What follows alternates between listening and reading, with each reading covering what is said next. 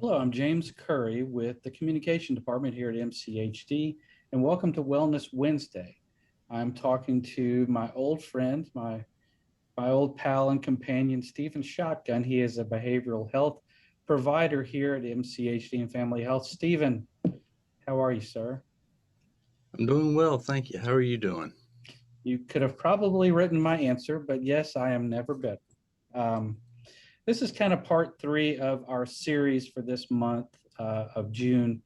Um, we talked before we started recording that these are some pretty heavy topics, some pretty heavy subjects, but um, there's still a lot of issues going on in the world. We talked about conflict, we talked about peace, harmony, tranquility, kind of all the same thing. And now today we're going to talk about communication. So you're the expert. I just have some notes here. So let me read my notes and then let's expand upon them here. Communication gives you the ability to explain to someone else what you're experiencing and exactly what your needs are. And communication helps you be better connected in relationships and removes the guesswork of, hey, why can't they read my mind?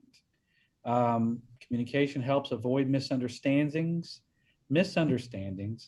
It builds trust and is great for your mood.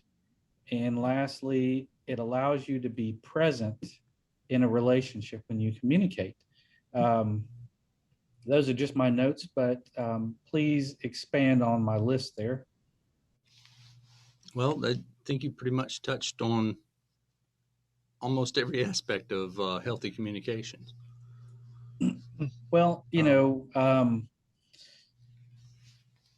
we have a mouth and we have two ears, which means we should listen twice as long as we speak. So that's sort of the formula there. At least that's what I tell my Boy Scouts, that they should listen to me twice as much as they speak. But communication is important. This is how we resolve conflict. One of the things that we talked about. This is how we're able to seek peace. You communicate your needs, you communicate your feelings to people. And if you don't know how to communicate them to someone you're close to or in a relationship, then you seek out a behavioral health provider or a mediator or someone else in that capacity to help draw those things out. So that would be you, my friend. yes, sir. Well, there are a lot of different techniques that we can use. And like you said, two ears, one mouth. So a lot of times it's good to close the mouth and open the ears. But also, a lot of times we communicate in ways that are nonverbal. Mhm. So we also need to pay attention to our body. How are we sitting? How are we standing? Are we making eye contact? Are we speaking clearly? Um, are we using active listening skills? So part of that is, being aware of yourself. Um, are you hearing what the person's saying? Part of communication is being receptive to what the other person or persons have to say. If we go into a situation saying, well, they're not going to tell me anything new, this is just another meeting, or he or she's just going to start getting upset again, and it doesn't do any good because it's always happened this way in the past. You know, our good friend Virginia Inge, who started Wellness Wednesday, one of her techniques, when I spoke to her, often she would say, so, James, what you're saying is, and then she would kind of reiterate what I said. So, I think that gives credibility and validity to what you're saying as a person. And it shows the other person that you are, like you said, actively listening to them because you're able to, tell them back exactly what they said. And it implies that you're listening, correct? Absolutely. It also allows for clarification in case there is that misinterpretation. Now, I don't want to go down the rabbit hole of nonverbal communication because there are so many subsets of that, like why is someone sitting there with their arms crossed? Why Why are they sitting, why do they have their legs wrapped in a pretzel, so excuse me, let's don't go into all of those things right now, but that is something to be mindful also to nonverbal communication. Leaning into someone when you talk to them or backing away from them when they're talking to you. Um, so yeah, there's a lot of things to be mindful of with nonverbal. But let's stick to the verbal parts of the communication. So someone presents themselves to you and they say, Stephen, I'm having trouble communicating. I know what's in my mind and what's in my heart, but this thing right here that, I take food into and drink into, I can't get the words out of it. So how do you draw that out of someone? Well, first I would ask, what are the obstacles? If you're able to tell me what's different than telling me versus the situation that you are in where you're unable to communicate or you don't feel like you're communicating effectively. And what does effective communication mean to that person? So identifying the who, what, where, and when are really important.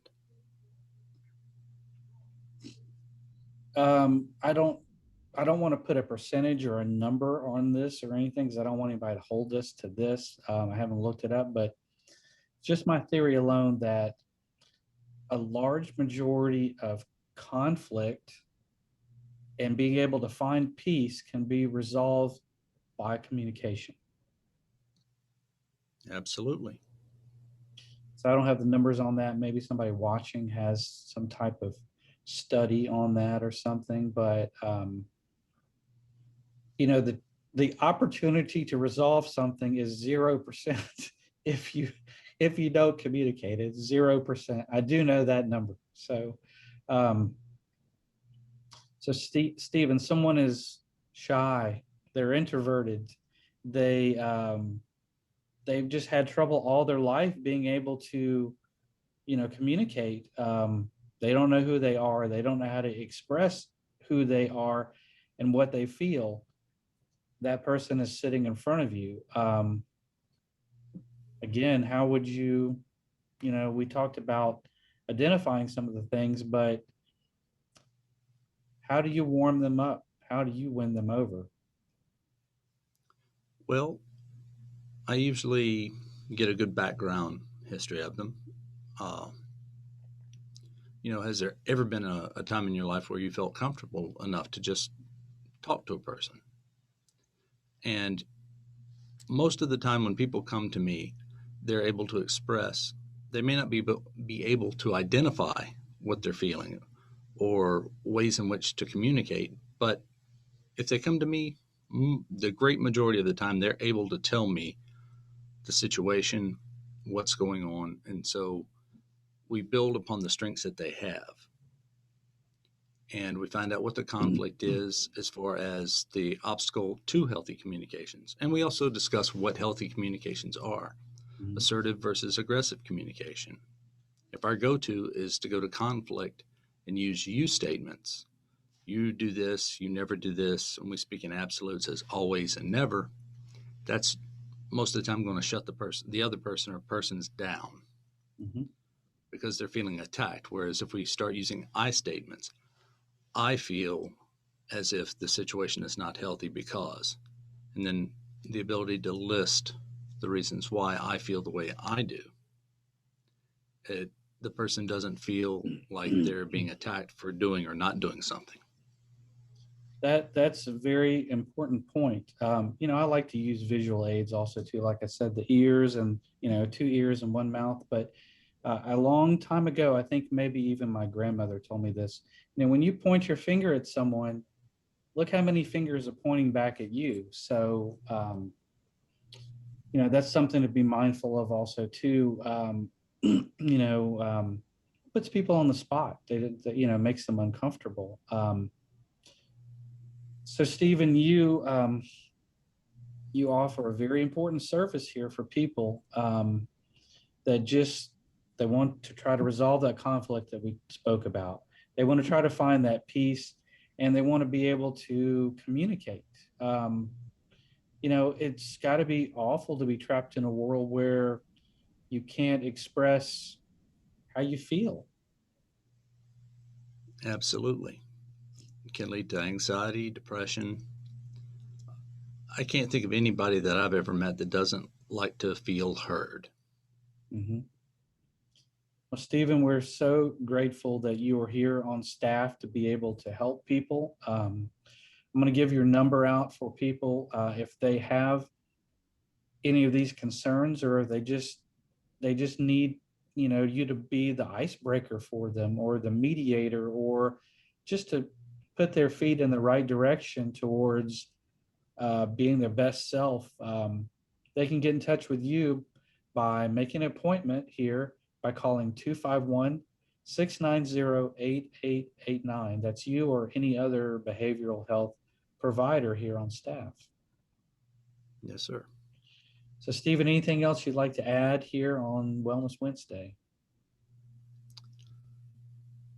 Well, for those of us that are the helpers and uh, who try and help treat other people in ways that better themselves, best thing that I can say is treat yourself like you treat other people. If you're caring and loving, look in the mirror and treat that person the same kind way that you treat others. That would be the good old golden rule.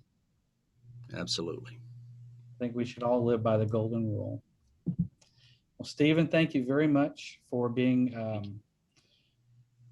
amazing and insightful, and always a pleasure to speak to you here on Wellness Wednesday.